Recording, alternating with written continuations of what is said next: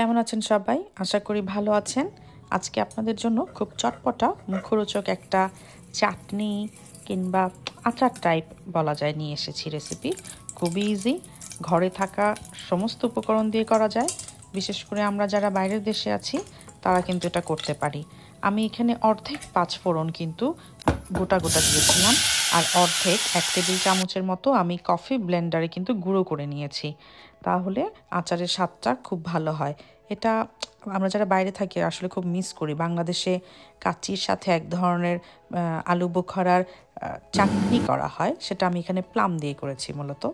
তো টক মিষ্টি ঝাল এই স্বাদটা আসলে আমি আমার মতো দিয়েছি। আশা করব আপনারা আপনাদের নিজস্ব স্বাদ মতো দিবেন।